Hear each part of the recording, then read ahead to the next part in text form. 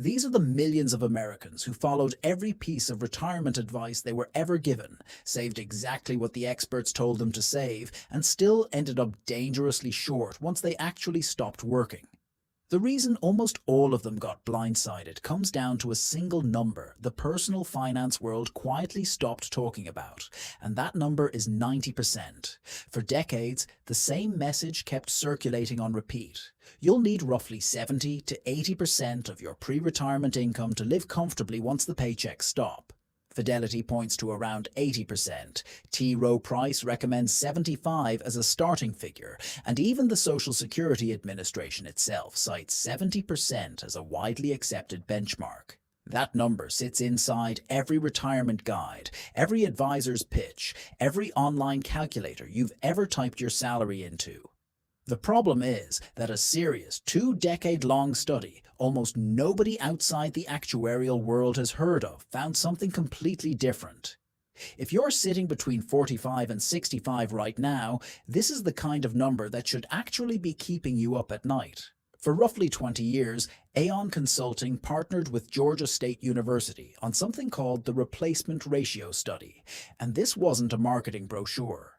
The GSU/Aon Retire project pulled real consumer expenditure data to figure out exactly how much income people need in retirement to keep living the way they had been living before they walked away from work.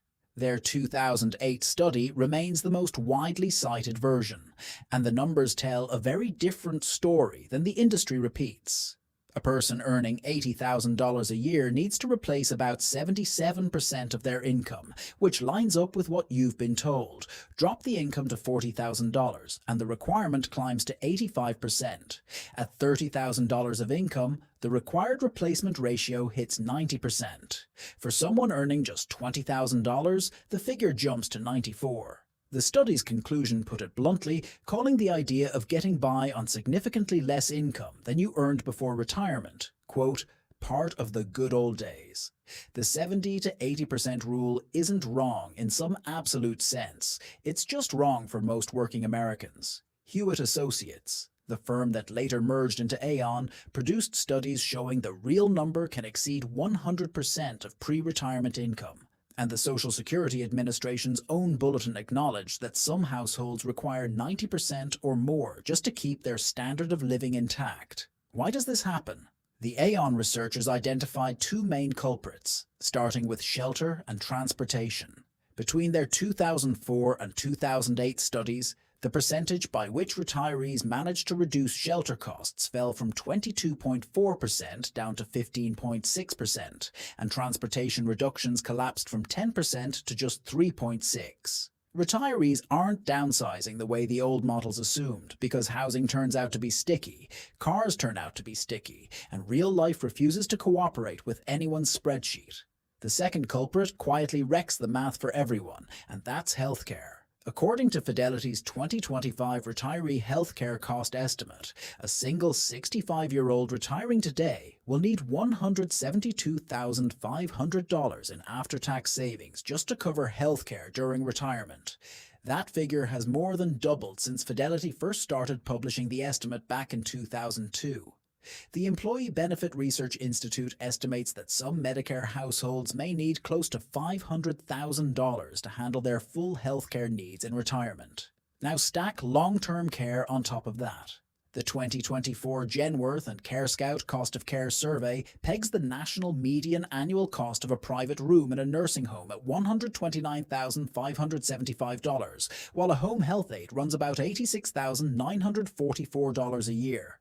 Most of you don't have a separate $130,000 a year line item sitting quietly inside your retirement budget, and yet that's the reality waiting at the end of the road for a significant share of retirees. Here's where things get even uglier, because Social Security was never engineered to do what you think it does. The program covers only about 40% of pre-retirement income for the average earner, which the National Council on Aging spells out clearly. The estimated average monthly Social Security retirement benefit as of January 2026 comes out to $2,071, or roughly $24,852 a year. Try replacing 90% of a $50,000 working income on that. The floor under Social Security keeps sinking too. The 2024 Loss of Buying Power study from the Senior Citizens League found that benefits have shed roughly 20% of their buying power since 2010.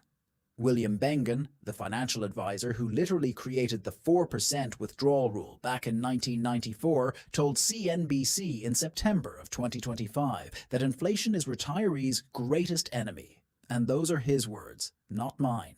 Now let's look at where Americans actually stand against all of this. According to the most recent Federal Reserve survey of consumer finances, the median U.S. retirement savings balance is $87,000, meaning half of American households have less than that.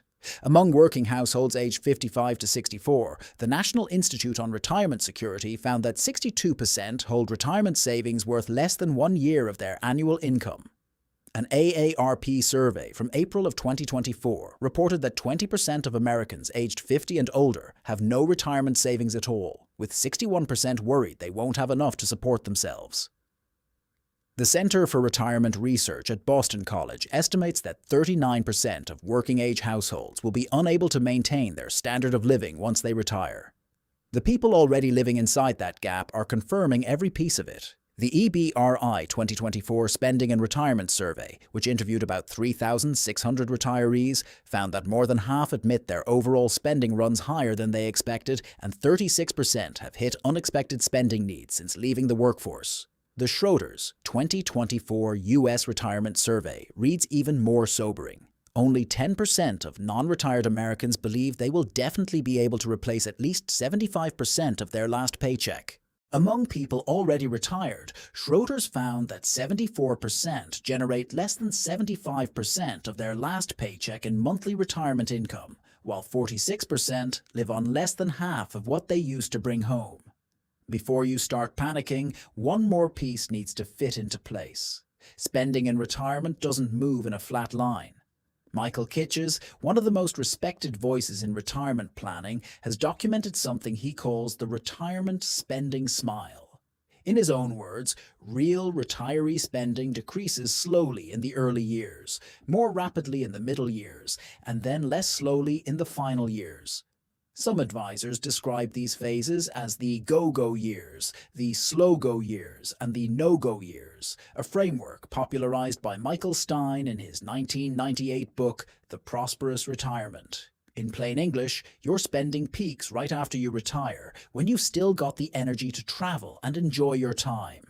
The middle dips as life slows down, then the costs climb again at the end, driven mostly by healthcare and long-term care. When someone tells you that you'll spend less in retirement, they're describing only the middle of the smile, conveniently leaving out both ends. Let me bring this back to where we started.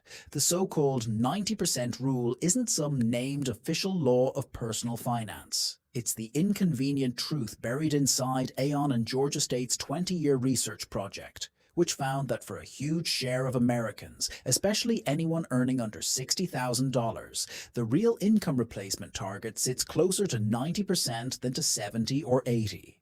The Society of Actuaries even called out Aon and Hewitt in a 2019 paper, practically begging them to update the study, and they never really did. Meanwhile, healthcare costs doubled, long-term care got worse, Social Security shed 20% of its buying power, and millions of people built their entire retirement plan on a rule of thumb that was already outdated by the time they first heard it. If you sit between 45 and 65 right now, the math is uncomfortable, but it isn't hopeless. The point of this video isn't to scare you, it's to hand you the number the industry didn't. Run your own retirement plan against 90% of your current income instead of 75. Factor in $172,500 per person just for healthcare. Assume Social Security covers about 40% and no more, and build in the spending smile rather than a flat line. People who learn about the 90% rule before retirement still have time to do something with the information. The ones who learn it afterward are the ones showing up in the EBRI and Schroders surveys, the 74% pulling in less than 3/4 of their old paycheck, the 36% getting hit with surprise expenses they never planned for. Don't let yourself end up in that group, because the rule nobody explained to them is the one you just heard.